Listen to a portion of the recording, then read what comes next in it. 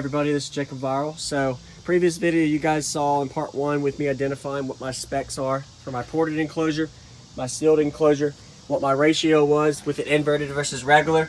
So I identified I was a 7.5 to 1 ratio, and then that was mounted regular, and then I was a 6 to 1 ratio when I was mounted inverted. So in summary, that was it. Check out the video if you want to see how I calculated everything and kind of the specs on how I figured that out. So now what I want to do in this video is focus on how I'm going to define my ratio goals, as well as what my port area might be, where I'm going to be identifying my sealed section size for my 12, and if I need to build a new box or if I'm going to use this box. So let's go ahead and get started. So, all right, so this box right now is right at, I wrote it down. I always like to write everything down. Forget if the handwriting's ugly. So this box is 1.5 cubes gross. That's the whole outside. The inside of this box is 0.95. So that's if the sub was in here, sub displacement. But it's actually a little bigger because the new sub's going to take away, I think it's like 0.22 cubes from it mounted regular. All right, so right now my box, if I invert, is going to be 1.1. So I'm thinking that with this amount of power that I have, it might be on the perfect side, but I don't really like my ratio based off of the video I made previously where you guys saw my ratio was a 6 to 1. I think that ratio is kind of big. So what I'm thinking I'm going to be doing is going in here and actually making a new box. This box isn't going to be big enough for my 10 or my 12. Even if because I was planning to just cut out the 12-inch cutout and mount it straight in there, add another baffle to make it a little bit sturdier. But I can't open up my sealed section any bigger than it is. So why I can't open it up any bigger? So this is where it comes into play when you build boxes. Always start big and shrink to where you want to be. So right now I'm at 1.1 cubes, and that's if I invert, and I'm probably not even going to want to invert. I'm going to be a little louder mounting regular with comb pressure, especially going into a more musical build. So my ratio is going to be smaller. So what I'm going to do is build a new box with this. So I kind of identified that in this video, just brainstorming. The reason I figured that out is I don't want to have a bigger ratio, so 4 to 1 ratio, 5 to 1 ratio max would be my goals out of this. Why did I say that ratio? Because I don't want a 3 to 1. A 3 to 1 loses a little bit of peak. I'm still going to be a really high peak, but I'm not going to get that solid, firm peak that I want, and I'll lose a little bit more bandwidth doing that higher ratio. But my bandwidth, I'm not really too worried about as long as I can still play my notes well. But being this 7 to 1 ratio, 8 to 1 ratio is causing me to lose drastically. So I would really like to get a nice peak, but I'm also going to want to be able to play my lows. I couldn't play my lows real well before because it would only do well on like 1 or 2 frequencies, where now dropping my ratio, I'll be able to do a little better. Anyway, I'll stop talking on that. So my port area here, 14 is my height restraint, and then I can go up to like 10 wide. So I know I can go up to around 140, 150 square inches of port, which is too big for a 12. My 10, I think I had up to around 70 square inches maximum, which was like right here. But with the 12, it's going to be up to like right here, I'm going to guess. So I'll be able to keep this baffle here when I drop my loading wall in and round over, get a little bit more clearance into the subwoofer. So box style is going to be the same. Have the pressure facing into the back wall, the loading wall. That way sound waves can kind of travel, hit the loading wall, bounce off the other wall bracing, and then come out into the port. So if I would have put the box subwoofer facing that way, it would cause the pressure to kind of roll over. Then I would need to add a big 45 in there. I might add a 45 in there anyway, just because it'll reduce some of the space. Plus it might remove some of the dead area, dead space, some people call it. So that's what I'm going with so far with that. So it looks like I'm going to be building a box. So you can kind of see where the tape ended here. That's where the box ended. If I build that box, it's going to come out to like right here.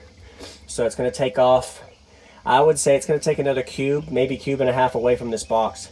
So instead of it being 6.7, let's do that real quick on the math to identify what the ratio will be in this fourth. So let's just say my box is, let me get this.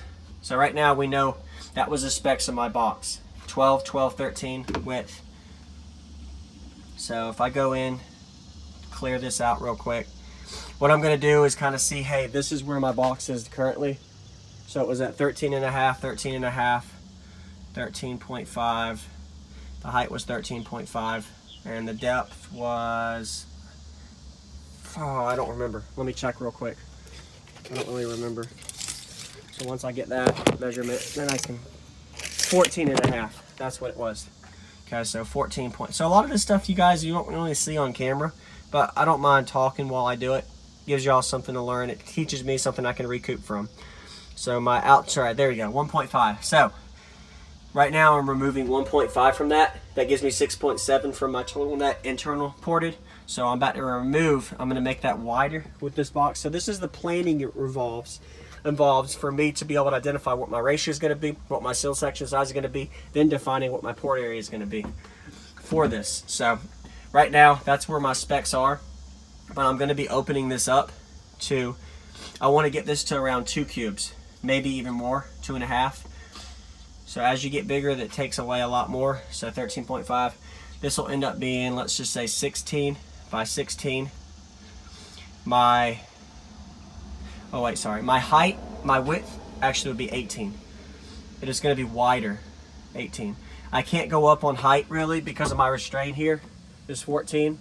So I'm gonna do 13, or yeah, let's just do 14. I can't go any wider than 14.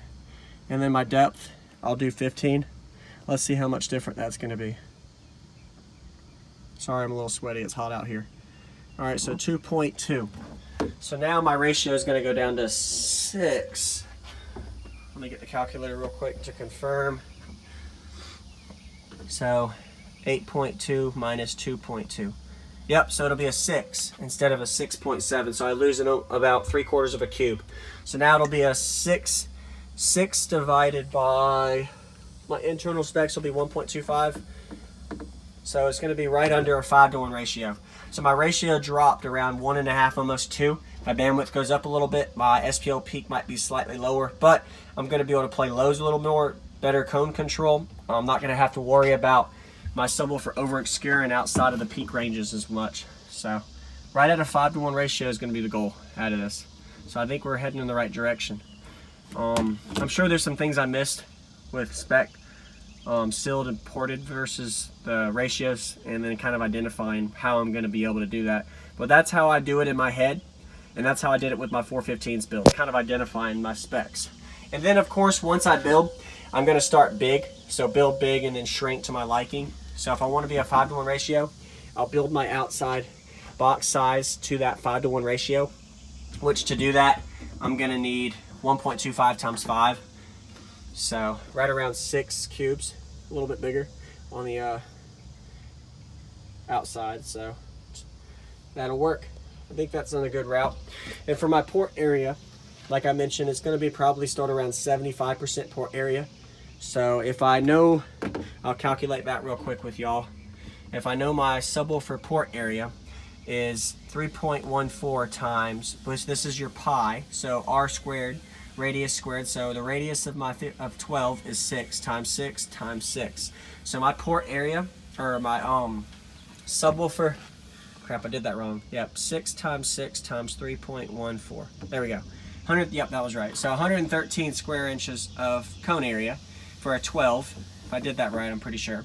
So that's the, and then I'm going to do 75% of that. So around 85 square inches. So if it's 14 height, then 6 inches is going to be my actual width. So let's kind of put this on visual effect form so you can kind of visually see where the port will. So that means, yep, right at 6 inches. So that means that I'm going to have enough clearance here after my loading wall to kind of, I'll start big and shrink down. So it's always good to be big, start big and shrink, because you can never open up after a certain point. So my threshold is right here with my baffle. So I know I'm going to be able to add to that. So 9 inches is way too wide, but I'll start here and I'll slowly add wood until I stop gaining. Remove a piece of wood, add a round over, and we'll find out how that does. A couple videos to go through to do that and get to that point.